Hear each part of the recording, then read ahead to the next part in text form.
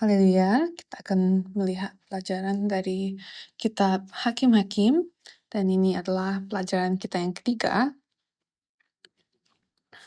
Dan ketika saya mempersiapkan pelajaran ini, saya takut bahwa Anda mungkin sudah muak dan lelah mendengar tentang bangsa Israel ya. Mungkin ya, tapi Alkitab terus mengulang pesan yang sama dalam kitab Hakim-Hakim pasal 1 dan 2. Jadi, sejak awal kitab Hakim-Hakim pasal 1, kita telah melihat bagaimana hal ini dimulai dengan pernyataan sesudah Yosua mati. Dengan pernyataan sesudah Yosua mati.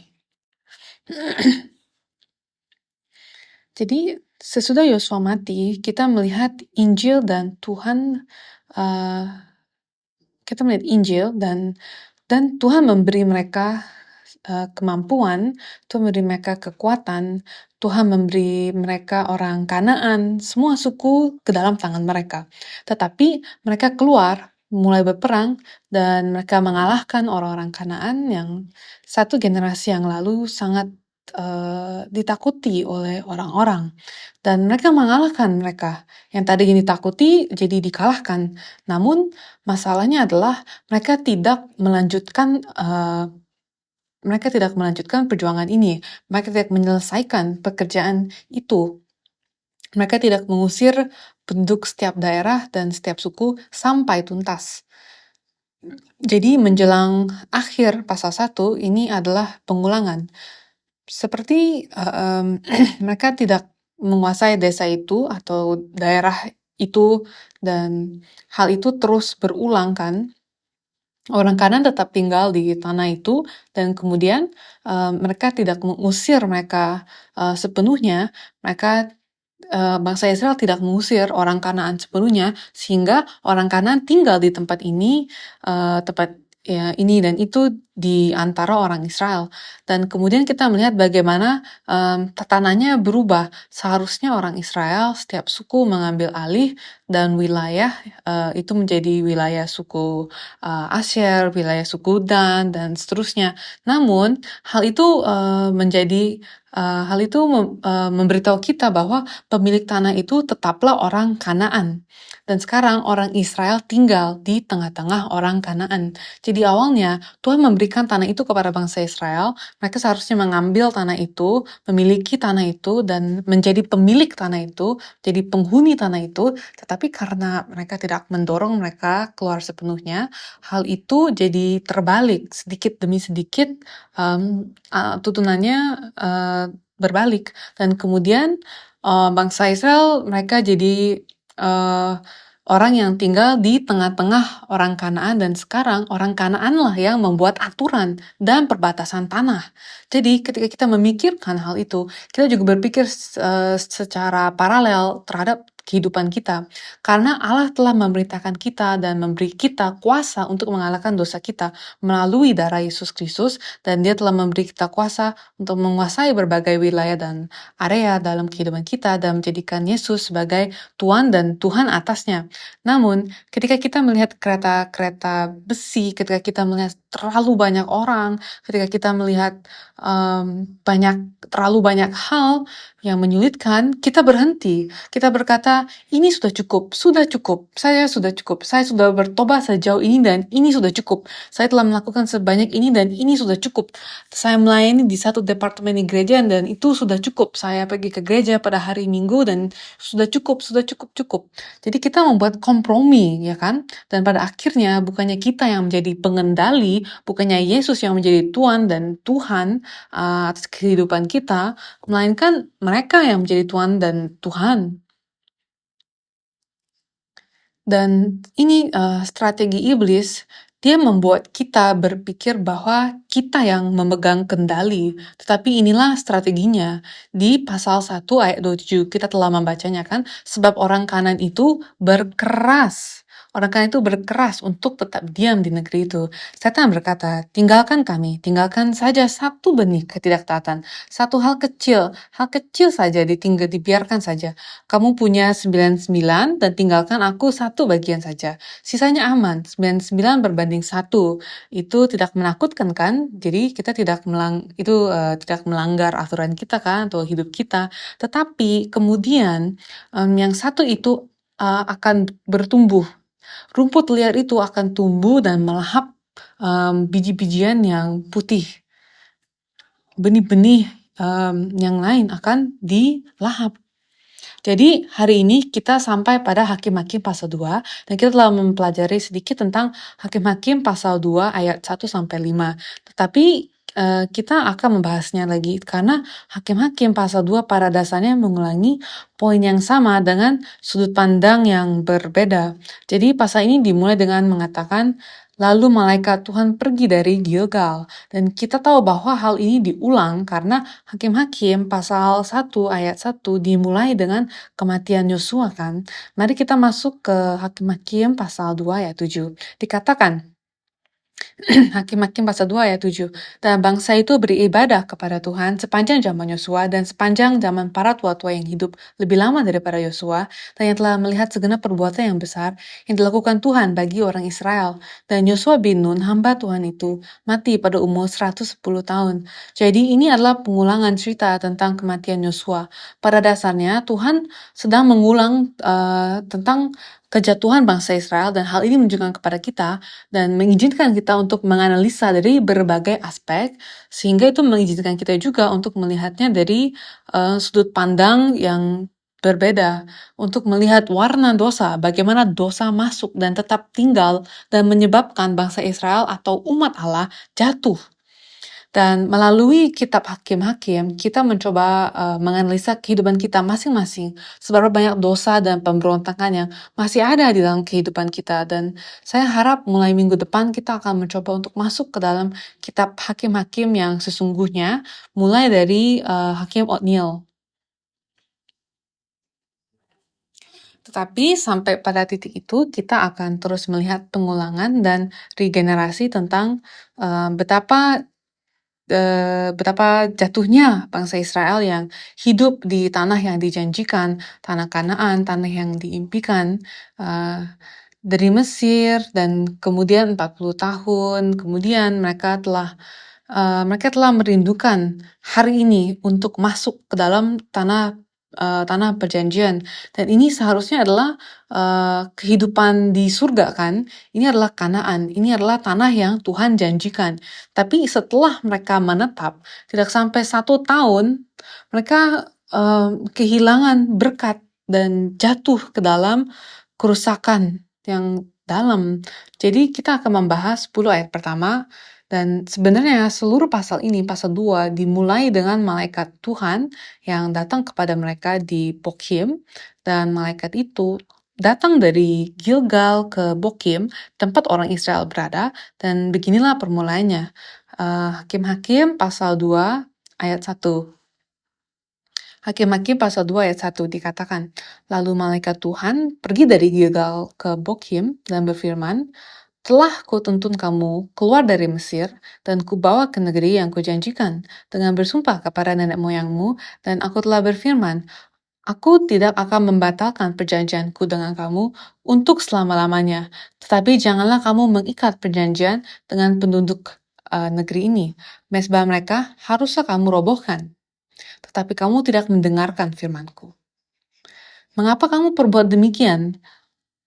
Lagi aku telah berfirman, aku tidak akan menghalau orang-orang itu dari depanmu, tetapi mereka akan menjadi musuhmu, dan segala Allah mereka akan menjadi jerat bagimu. Setelah malaikat Tuhan mengucapkan firman itu kepada seluruh Israel, menangislah bangsa itu dengan keras. Maka tempat itu dinamai Bokim. Lalu mereka mempersembahkan korban di sana kepada Tuhan. Bokim berarti penangis. Maka mereka menamai tempat itu Bokim, dan di sanalah mereka mempersembahkan korban kepada Tuhan. Pernahkah Anda datang ke suatu tempat dalam hidup Anda atau suatu waktu dalam hidup Anda di mana Anda benar-benar menyesali sesuatu, seharusnya saya melakukan ini atau seharusnya saya tidak melakukan ini. Seharusnya saya mengubahnya. Angkat tangan jika Anda pernah menyesali apapun dalam hidup Anda. Oke, jadi semua orang pasti punya penyesalan ya. Apakah ada sesuatu yang Anda sesali hari ini? Kadang-kadang kita menyesal, seharusnya saya melakukan itu, seharusnya melakukan ini. Tapi masalahnya, setiap kali kita menyesali sesuatu yang terjadi di masa lalu. Kita selalu berkata, seharusnya saya melakukan itu, seharusnya saya melakukan ini. Tapi saya selalu mengatakan, saya seharusnya melakukan itu, tapi saya seharusnya berubah saat itu. Tetapi saya tidak pernah berpikir untuk berubah hari ini. Kehidupan iman kita adalah tentang hari ini. Kita selalu membuat kesalahan atau sampai pada suatu tempat di mana segala sesuatunya berada di masa lalu. Dan melihat masa lalu, kita berkata, saya seharusnya begitu. Tapi tidak pernah benar-benar berpikir kepada tapi kita tidak pernah terpikir oleh kita bagaimana dengan perubahan yang dapat kita lakukan sekarang. Agar Anda tidak menyesali di masa depan, kita dapat melakukan perubahan sekarang kan. Tapi kita tidak pernah benar-benar berpikir untuk duduk sebentar dan mengubah cara kita berpikir atau cara kita hidup saat ini.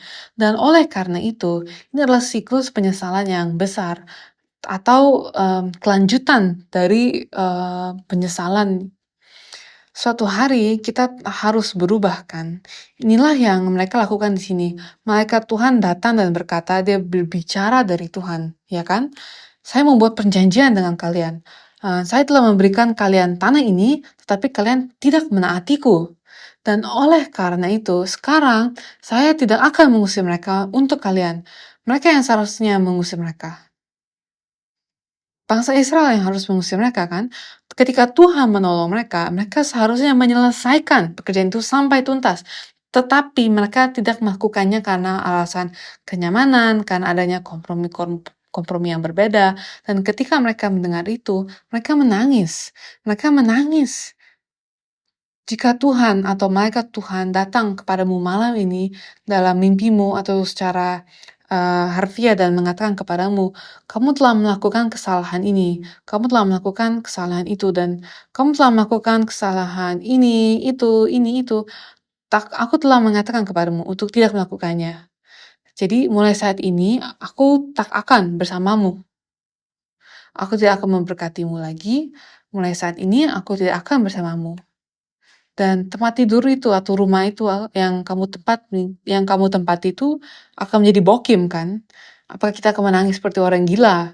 Atau apakah kita akan melupakan kesadaran kita atau bagaimana? Kita akan merasa takut kan? Sangat takut kan? Dan orang-orang ini pun menangis. Mereka menangis dengan sangat dalam. Terkadang kita memejamkan mata sama waktu pujian dan waktu doa. Kita minta maaf kepada Tuhan. Kita bertobat. Dan coba kita lihat apa yang mereka lakukan. Jadi mereka menamai tempat itu Bokim. Dan di sana mereka mempersembahkan korban kepada Tuhan. Itu adalah hal yang baik untuk dilakukan kan? Seharusnya baik kan? Tapi apa tindakan mereka setelah itu? Tindakan mereka selanjutnya, coba kita lihat di ayat 6. Yosua berkata, setelah Yosua melepas bangsa itu pergi, maka pergilah orang Israel itu masing-masing ke milik pusakanya untuk memiliki negeri itu. Dia melanjutkan dengan berbicara tentang kematian Yosua dan kematian para tua-tua yang selamat dari Yosua dan kemudian melihat apa yang Tuhan lakukan kan, dan di ayat 9 dikatakan, ia dikuburkan di daerah milik pusakanya di Timnat Heres, di pegunungan Efraim, di sebelah utara Gunung Gas.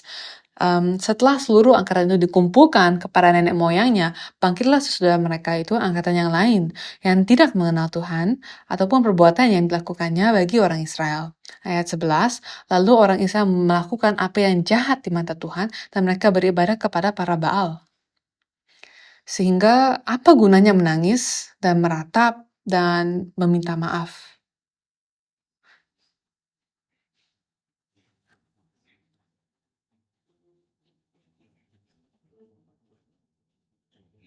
Mereka menyembah Tuhan setelah minta maaf, tapi mereka kembali ke kehidupan mereka yang berdosa setelah itu. Dan ini seperti gambaran atau maaf untuk saya mengatakan hal ini, tapi ini seperti gambaran orang Kristen saat ini. Malaikat Tuhan datang dari Gilgal. Gilgal adalah tempat di mana Tuhan berkata, dosa-dosamu telah dihapuskan. Jadi rasa malu Anda telah disingkirkan, dan sekarang kamu sudah menjadi baru, kamu sudah bersih. Kamu akan masuk ke dalam, mereka akan menyeberangi sungai Yordan, dan mereka menyeberangi sungai Yordan itu, dan mereka tiba di Gilgal, dan malaikat Tuhan yang datang kepada Yosua juga berkata, kamu akan menaklukkan negeri ini, aku akan memberikannya kepadamu, aku memberikan perjanjian ini kepadamu, dan malaikat itu datang, dan malaikat yang sama datang untuk mengingatkan mereka. Malaikat yang sama kembali dan mengingatkan mereka, ingatlah, kita telah berjanji. Ingatlah bahwa Anda mengatakan Anda akan melakukan ini. Janji macam apa yang kita buat dengan Tuhan? Dia telah berkata, aku akan bersamamu, aku akan bersamamu, aku masih bersamamu, tetapi kalian tidak taat. Lihatlah apa yang telah kalian lakukan, apa yang telah kalian perbuat. Jadi pertobatan sejati dalam keadaan ini, apa yang dimaksud dengan pertobatan sejati? Apa yang seharusnya mereka lakukan? Apa yang harus mereka tangisi? Mereka menyembah Tuhan, ya kan? Dan setelah itu, apakah pertobatan sampai di situ saja? Dalam bahasa Ibrani, pertobatan adalah teshuvah, artinya berbalik.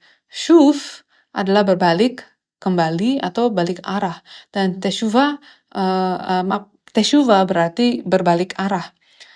Jika Anda berjalan ke arah yang salah, Tuhan menyatakan ini jalan yang salah kepada Anda. Jadi jika Anda berjalan ke arah yang salah, kita berbalik dan pergi ke jalan yang benar, itu adalah pertobatan. Dalam bahasa Yunani, itu adalah metanoia. Dan meta berarti berubah, noia berarti berpikir. Jadi ubahlah cara Anda berpikir.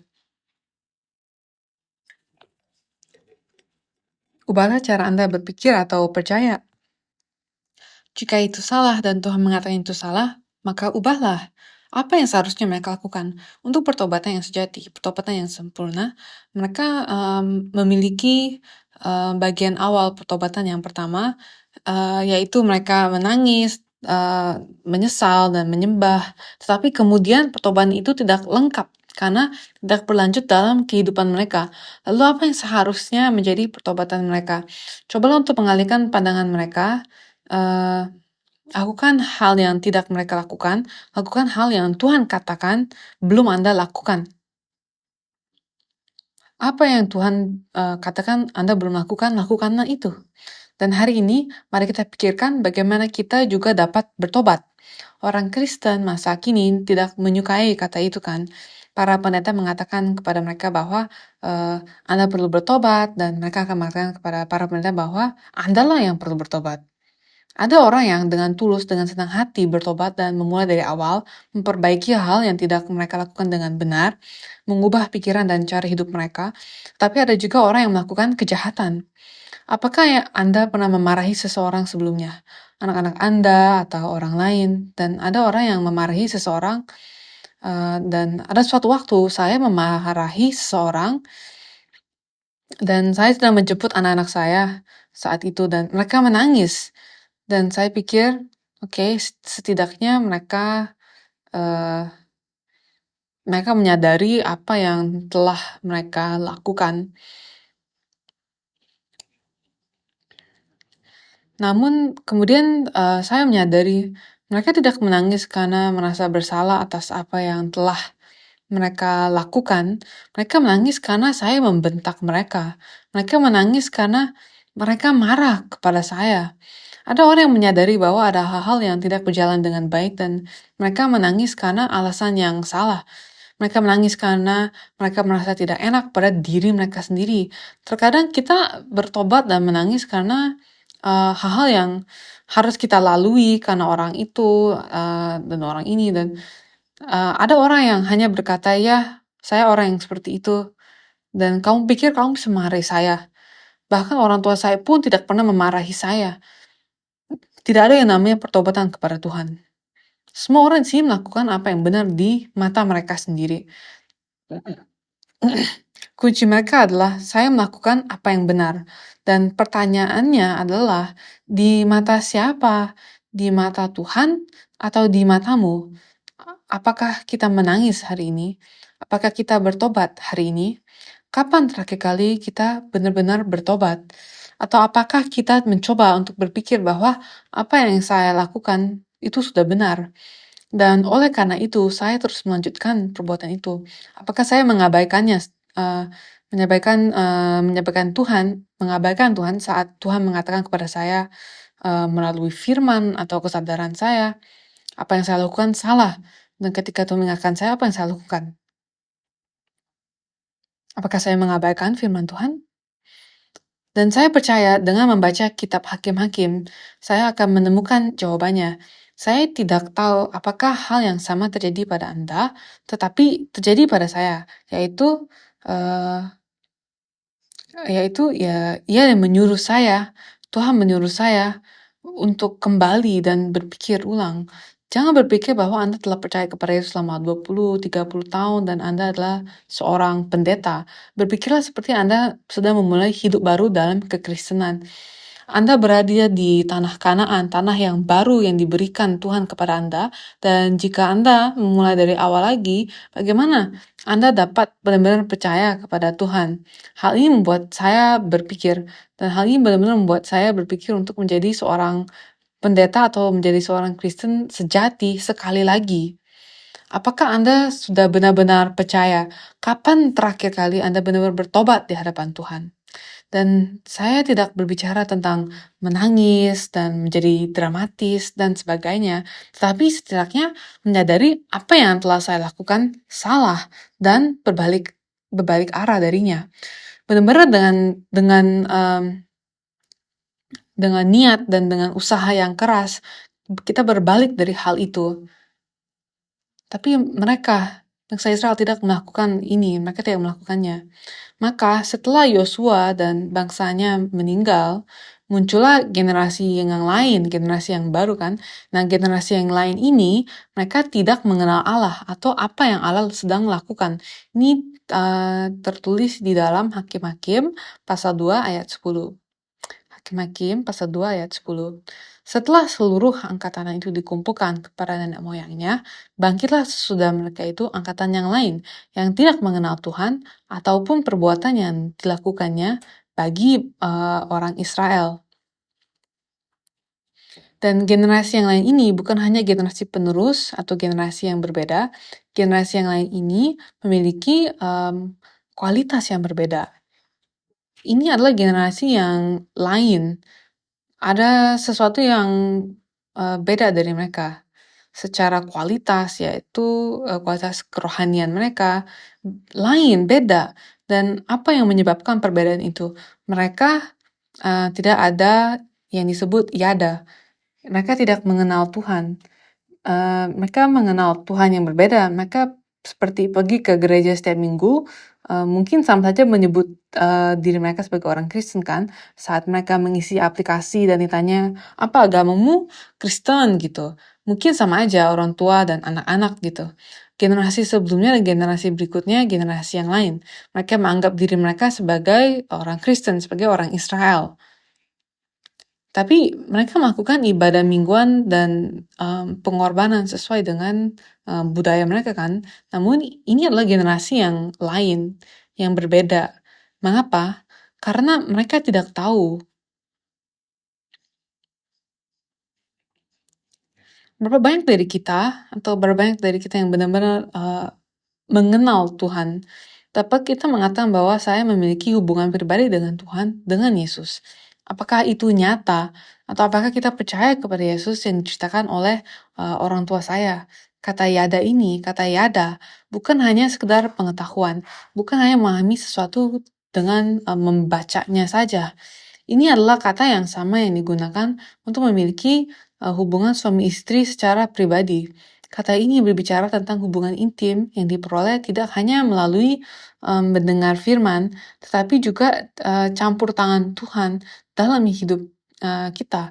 Jadi kita berdoa untuk sesuatu dan Tuhan menjawab. bahwa Tuhan itu nyata dalam kehidupan kita dan kita memiliki um, kita memiliki budaya, kami memiliki budaya dan tradisi untuk mengunjungi rumah-rumah setiap tahun di Korea, di gereja utama kita. Dan di awal tahun, biasanya kami mengunjungi sekitar 120 hingga 200 rumah, dan kami akan mendengarkan permintaan doa mereka dan membagikan firman, serta mendoakan mereka. Dan tahukah Anda, salah satu permintaan doa yang paling utama dan paling populer, dan saya tidak ingin menggunakan kata populer, tapi permintaan doa yang paling umum lah, yang paling umum. Dan saya rasa di seluruh dunia pun mungkin demikian juga permintaan doa yang paling umum, dan ada banyak jenisnya dari tahun ke tahun, seringkali diminta dari pendeta generasi yang lebih tua gitu.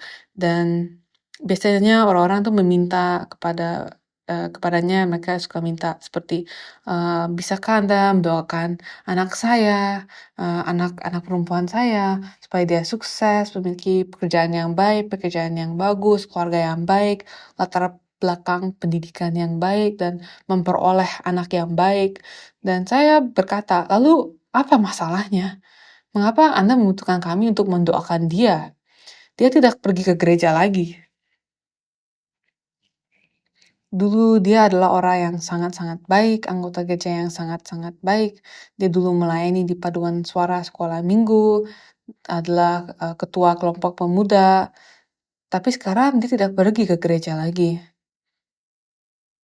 Dan apakah Anda lebih suka memiliki pekerjaan yang tidak begitu sukses, tidak begitu bagus, dan tidak begitu menarik?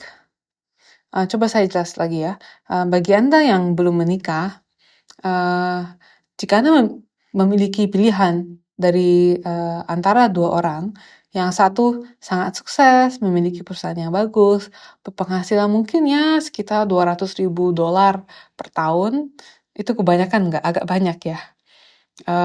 Oke, tapi dia tampan lulusan Harvard atau Oxford, Cambridge, jadi dia adalah sarjana dari keluarga yang kaya, dia punya latar belakang yang baik, dan orang itu adalah satu-satunya anak di rumah, jadi ya sudah lengkap, tapi dia tidak percaya kepada Yesus. Dibanding pilihan kedua, yaitu orang yang pergi ke gereja dan benar-benar mengasihi Yesus, tapi ya sisanya ya biasa aja gitu. Mana yang lebih baik? Mana yang akan kalian pilih?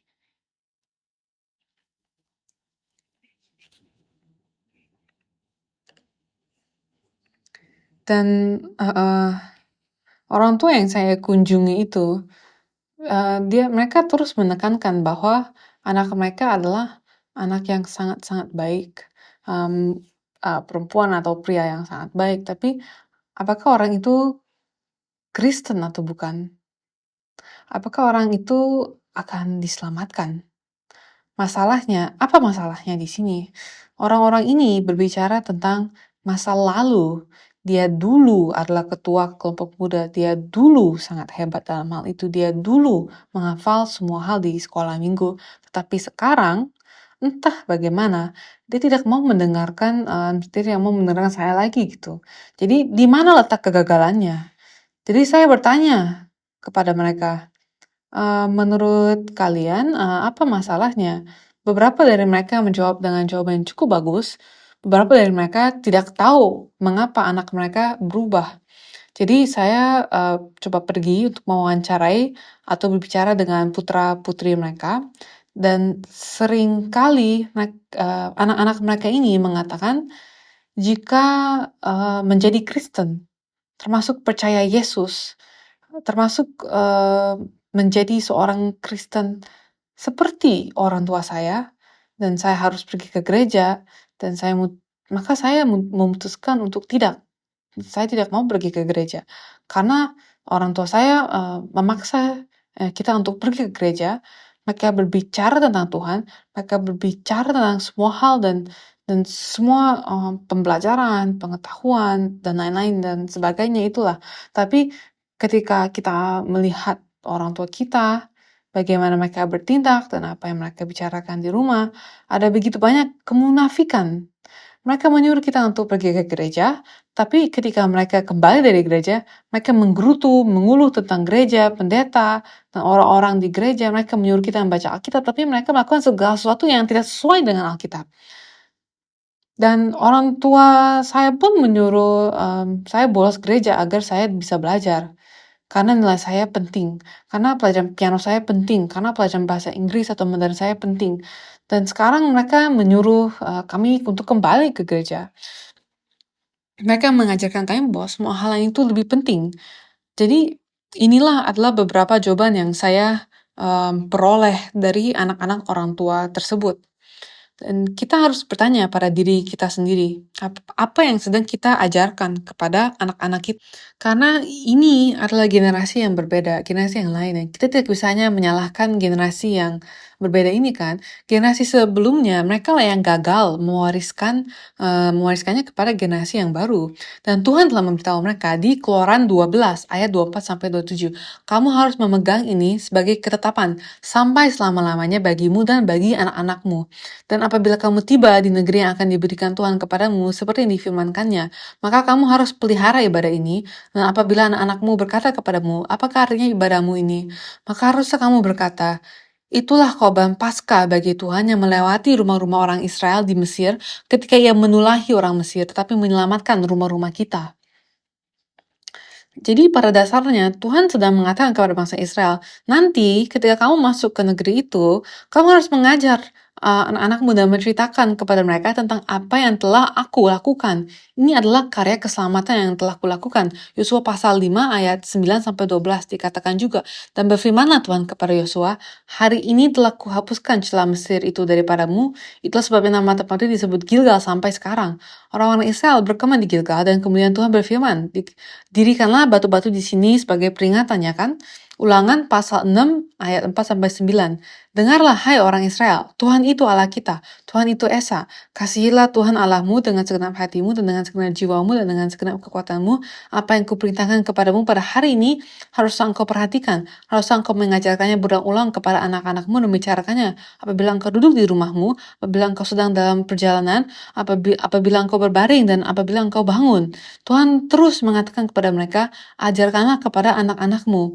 Ulangan pasal 6 ayat 20-25 dikatakan, apabila di kemudian hari anakmu bertanya kepadamu, apakah peringatan, ketetapan dan peraturan itu yang diperintahkan kepadamu oleh Tuhan Allah kita, maka haruslah engkau menjawab anakmu itu, kita dahulu adalah budak Firaun di Mesir, dan seterusnya.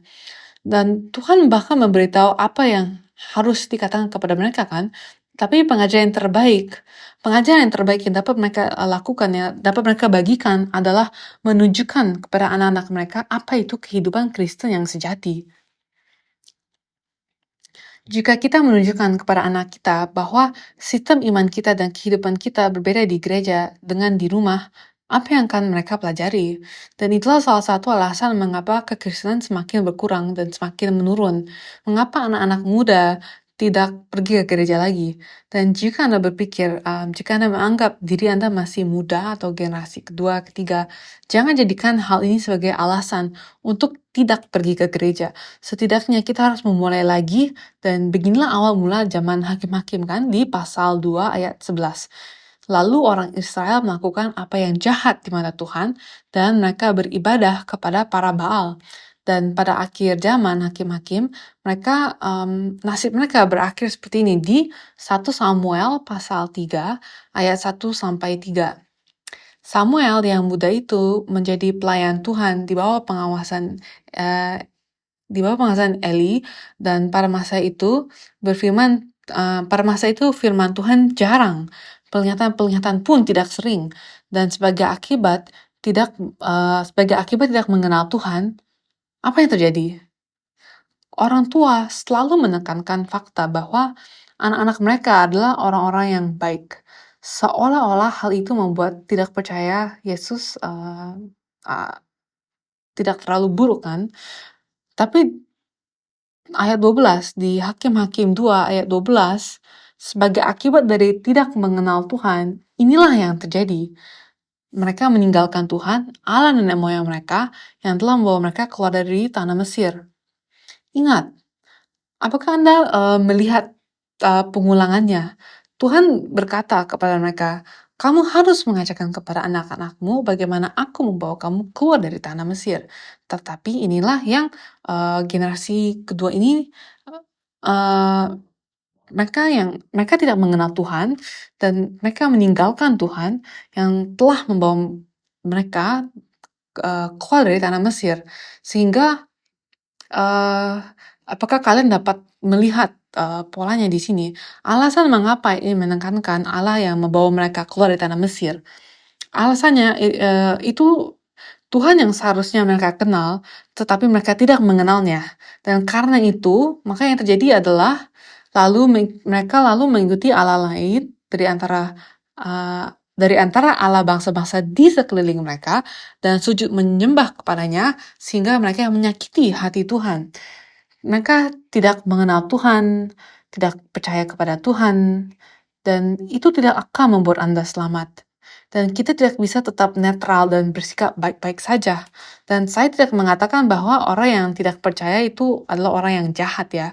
Tapi ada banyak orang baik dan ada banyak orang yang baik dan banyak orang yang tidak percaya, tapi mereka lebih baik daripada orang Kristen kenyataannya. Tetapi saya sedang berbicara tentang kerohanian di sini. Ada beberapa orang berkata, saya percaya kepada Yesus, hanya saja saya tidak pergi ke gereja setiap minggu, tapi saya percaya pada Yesus. Saya hanya percaya kepada Yesus saja dan itulah yang sebenarnya bangsa Israel sedang lakukan di sini. Mereka berkata, kami percaya kepadamu Yesus, dan ketika tiba saatnya, ketika kesulitan datang, kepada siapa mereka berseru? Tuhan, ya kan? Bertanyalah kepada Tuhan, berserulah kepada Tuhan. Ketika segala sesuatu menjadi nyaman dan mudah, siapa yang mereka sembah?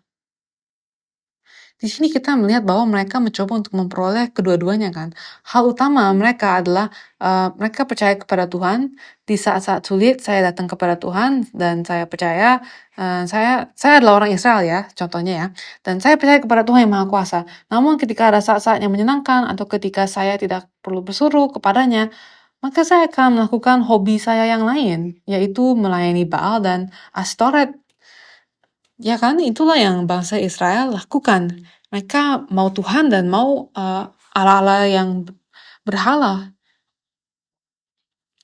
Dan kalau kita lihat di ayat 12, mereka meninggalkan Tuhan, Allah nenek moyang mereka, yang telah membawa mereka keluar dari tanah Mesir, lalu mengikuti Allah lain dari antara Allah bangsa-bangsa di sekeliling mereka. Dan sujud menyembah kepadanya sehingga mereka menyakiti hati Tuhan. Demikianlah mereka meninggalkan Tuhan dan beribadah kepada Baal dan para Astoret. Siapakah Baal dan Astoret itu? Baal adalah dewa badai dan hujan, dan oleh karena itu dia dikenal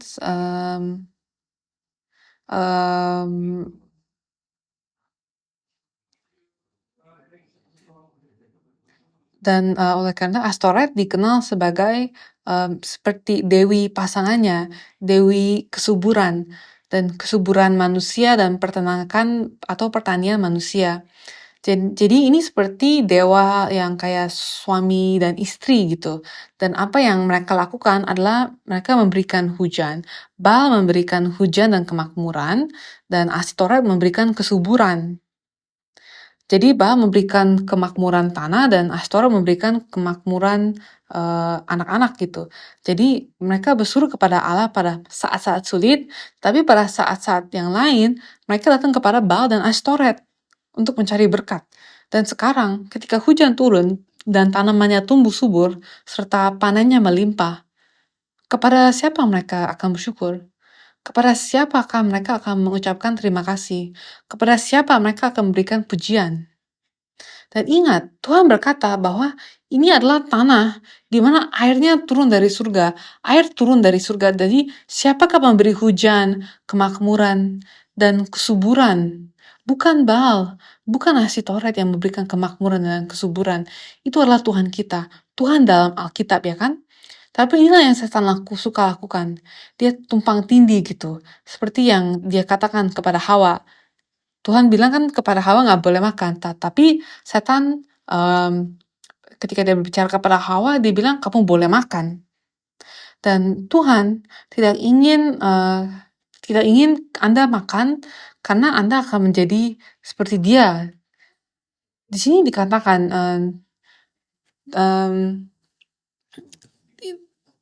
ini adalah tipu daya setan gitu. Dia memutar balik perkataan Tuhan di sini. Dia mengubah apa yang Tuhan katakan. Dan coba tebak siapa yang memberimu berkat gitu. Ketika kita mengajarkan anak-anak kita tentang kesuksesan, tentang kita ingin mereka menjadi seperti apa yang kita ajarkan kepada mereka. Apa nilai yang kita sampaikan kepada anak-anak kita tentang menjadi sukses? Kita mengajarkan mereka bahwa kamu harus belajar dengan baik, kamu harus mendapatkan pekerjaan yang baik, kamu juga harus memainkan alat musik, kamu harus masuk ke sekolah yang bagus, kamu harus belajar dengan giat. Belajar dengan giat itu sebenarnya baik kan? Tapi pada akhirnya tujuan semuanya ini adalah supaya kamu mendapatkan banyak uang kan? Dan itulah apakah itu yang kami ajarkan kepada anak-anak kami? Kisah sukses apa yang kita tanamkan di dalam benak mereka, dalam pikiran mereka? Di sini, siapa yang menerima pujian ketika segala sesuatunya berjalan dengan baik? Ketika segala sesuatunya berjalan dengan baik, mereka memberikan pujian kepada Baal dan Astoret. Ketika tanah itu makmur, mereka menyembah Baal. Ketika mereka subur, memperoleh banyak anak, mereka menyembah Astoret. Dan ketika segala sesuatunya menjadi buruk, mereka bilang Tuhan Allah mereka adalah Tuhanlah yang menghukum mereka. Dan untuk bersekolah di sekolah yang baik dan menjadi orang yang sukses, siapakah yang harus kita cari? Apakah ada orang yang mengajarkan kepada anak-anaknya bahwa kamu akan sukses jika kamu sungguh-sungguh percaya kepada kasih Tuhan? Kamu akan sukses jika kamu rajin berdoa. Atau apakah kita mengatakan keduanya? Adakah yang mengatakan seperti itu di sini? Kamu akan sukses jika kamu memiliki banyak uang dan berdoa kepada Tuhan. Kamu akan sukses jika kamu belajar dengan giat dan berdoa kepada Tuhan. Mereka memiliki keduanya ya kan, untuk berjaga-jaga. Itu adalah sikap bangsa Israel. Mereka melayani Tuhan dan melayani Baal. Dan kita pikir itu agak gila dan lucu bagaimana orang Israel dapat bertindak seperti itu. Tapi Alkitab ini memberikan kepada kita Alkitab ini diberikan kepada kita karena satu alasan, untuk kita baca dan supaya kita dapat menyadari bahwa itulah yang sedang kita lakukan. Kita menghabiskan banyak uang untuk mengajar anak-anak kita, mengirim mereka ke sekolah dan mendatangkan guru untuk mengajarkan mereka. Dan berapa banyak yang Anda bayarkan untuk itu. Dan saya juga membayar sedikit uang untuk anak-anak saya belajar juga. Tetapi apakah ada orang yang mencari guru les Alkitab gitu contohnya? Dan mungkin contohnya bayar $50 per jam untuk mengajar mereka tentang firman Tuhan. Kenapa tidak? Kenapa tidak? Dan sebenarnya saya tidak mengatakan bahwa saya harus mengajari mereka Alkitab demi uang, bukan seperti itu. Saya tidak mengatakan itu ya, ini hanya contoh. Dan saya tidak mengatakan bahwa saya tidak akan mengajari mereka, saya tidak akan mengajar mereka demi uang, tapi saya akan mengajari mereka ya kan. Jadi banyak orang tidak berpikir seperti ini, tidak melihat nilainya karena mereka tidak melihat nilai apapun dalam pembelajaran Alkitab ya kan. Kayak kita mengirim mereka ke gereja seminggu sekali itu cukup gitu rasanya. Bagaimana dengan sekolah? Anda menyolokkan mereka setiap hari dan masih mengajar mereka hal tambahan kan? Masih ada guru tambahan lain kan? Dan saya hanya akan mengirim mereka ke gereja seminggu sekali dan itu sudah cukup. Mereka akan belajar dan ya sudah gitu. Apa kita memiliki pemikiran seperti itu? Kita membayar ekstra untuk menyolokkan mereka di sekolah yang bagus. Tapi apa kita membayar biaya tambahan untuk menyekolahkan mereka ke kerajaan yang baik atau kerajaan Allah? Bagaimana cara kita mengajar anak-anak kita? Saya pikir kita menjalani hidup kita dan mengajak anak kita bagaimana memiliki dua-duanya gitu. Bagaimana menghormati Baal dan Allah pada saat yang sama. Tapi Tuhan berkata hari ini, malaikat Tuhan berkata hari ini, Anda tidak dapat memiliki keduanya. Buatlah sebuah pilihan. Ini seperti memiliki seorang istri dan selir sekaligus. Salah satunya akan pergi, dan itulah mengapa mereka berkata, kami masih percaya kepada Tuhan. Tuhan berkata bahwa mereka telah meninggalkan Tuhan 3 kali. Mereka meninggalkan Tuhan dan akhirnya mari coba kita baca di ayat 13. Demikianlah mereka meninggalkan Tuhan dan beribadah kepada Baal dan para Ashtoret. Mereka meninggalkan Tuhan, artinya mereka membuangnya. Mereka membuang Tuhan, menganggapnya sebagai sampah dan beribadah kepada Baal dan Ashtoret. Ini seperti menusuk hati kan? Melayani, kata itu yang digunakan. Coba tebak apa kata itu? Itu adalah kata Ibrani, dan kata Ibrani favorit saya, yaitu abad. Kata melayani di sini yang digunakan adalah kata Ibrani abad. Abad adalah apa yang seharusnya Adam lakukan di Taman Eden. Abad adalah apa yang Tuhan ajarkan kepada para imam dan orang Lewi, orang Israel, yang seharusnya mereka lakukan di kemah suci. Abad. Dan mereka melakukan abad yang sama ini kepada Baal dan Ashtoret. Dan kita belajar dari gereja bagaimana melayani Tuhan kan, tapi kemudian objek pelayanan kita menjadi hal yang duniawi. Apakah kita benar-benar orang Kristen? Dan sekali lagi kita perlu bertanya pada diri kita sendiri. Ini adalah sisi yang berlawanan dari kehidupan Abraham. Kita telah membicarakan dan belajar tentang kehidupan Abraham yang telah memisahkan dirinya kan.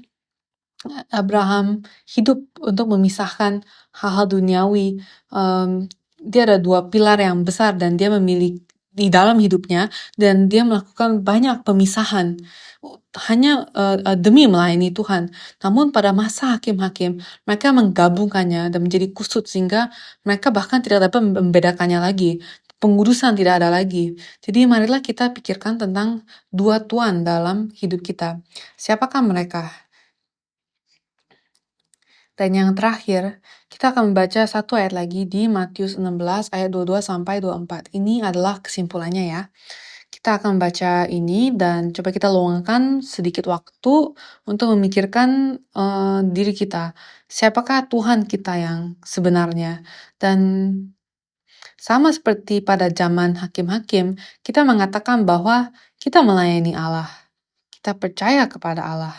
Kita datang kepada Allah dengan pelayanan. Tapi di mana kita menghabiskan waktu, uang, serta usaha kita? Di mana kita berinvestasi? Matius 16 ayat 22 sampai 24 sangat mengejutkan kita. Dan hal ini juga mengejutkan bagi Petrus.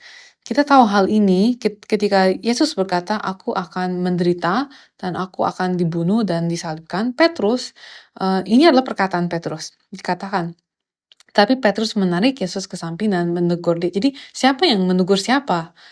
Ya kan? Petrus menegur Yesus. Bayangkan, Petrus menegur Allah. Di sini, ketika Petrus menegur Yesus, dia menegur Yesus karena Yesus mengatakan hal itu, bahwa dia akan menderita dan dibunuh dan disalibkan. Dan dia berkata, Tuhan, kiranya Allah menjauhkan hal itu. Hal itu sekali-kali takkan menimpa engkau. Maka Yesus berpaling dan berkata kepada Petrus, enyahlah iblis. Engkau suatu batu sandungan bagiku, sebab engkau bukan memikirkan apa yang dipikirkan Allah, melainkan apa yang dipikirkan manusia. Apakah Anda perhatikan di sini? Tuhan menyebutnya iblis. Tuhan menyebut Petrus sebagai iblis. Dan kapan Anda menjadi iblis? Bukan ketika engkau menaruh hatimu pada hal yang dilakukan iblis. Dia berkata, Anda tidak menaruh pikiran Anda pada kepentingan Tuhan, tapi pada kepentingan manusia. Ketika kita menaruh minat pada manusia, ketika kita menaruh hati kita pada kepentingan manusia, maka kita menjadi setan. Kita bahkan tidak perlu memikirkan kepentingan setan. Ketika kepentingan manusia menjadi penguasa dan kekuatan utama dalam hidup saya menjadi setan. Saya bisa saja mengatakan bahwa saya masih seorang Kristen, tapi jika saya menempatkan Tuhan sebagai hanya sebuah figur dan melayani hal-hal lain dalam kehidupan saya sehari-hari, maka Tuhan berkata, kamu telah meninggalkan aku. Kamu telah meninggalkan aku. Maka marilah kita pikirkan, coba kita datang ke hadapan Tuhan dan pikirkan apa yang dapat kita lakukan untuk kembali kepada Tuhan. Apa yang dapat saya lakukan untuk mengajar anak-anak saya daripada hanya mengkhawatirkan mereka tidak datang ke gereja. Apa yang telah saya ajarkan kepada mereka? Apa yang telah saya tunjukkan kepada mereka? Saya tidak mengatakan bahwa semua orang melakukan kesalahan ya, tapi ada anak-anak yang melewati masa pubertas dan mereka melewati masa itu untuk benar-benar memantapkan dan menyusun dan mengatur pikiran mereka, dan mereka akan menjadi orang percaya yang hebat. Saya percaya mereka akan menjadi orang yang hebat. Dan kita semua akan mengalami hal itu. Tidak selalu kesalahan orang tua. Tidak selalu orang tua yang melakukan kesalahan. Tetapi bermanfaat bagi kita untuk setidaknya memikirkan pertanyaan ini. Yaitu apa yang telah kita lakukan bagi anak-anak kita. Malaikat Tuhan bertanya, apa yang sedang kamu lakukan? Apakah kamu benar-benar melayani Tuhan? Apakah kamu benar-benar hidup untuk Tuhan, untuk memenuhi kehendaknya? Atau apakah kepentingan manusia menjadi pusat dari hidupmu? Apakah pikiranmu tertuju pada kepentingan manusia? Mereka berkata, Tuhan, Tuhan, kami telah cukup mengusir mereka. Jadi demi kenyamanan, demi kemudahan, apakah kita benar-benar harus berdarah-darah dan berjuang keras untuk mengusir mereka sepanjang jalan ini, mengusir mereka semuanya?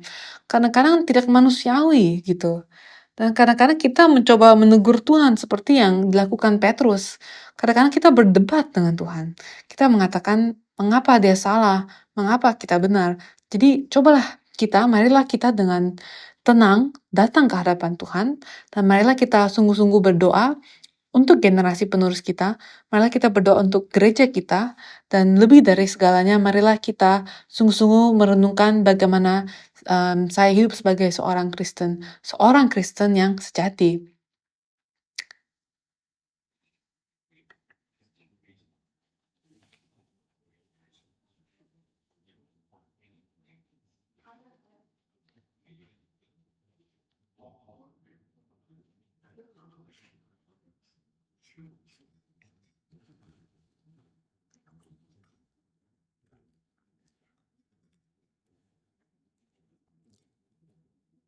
Jadi cobalah kita luangkan beberapa menit untuk benar-benar berenung dan berpikir akan pertanyaan-pertanyaan ini.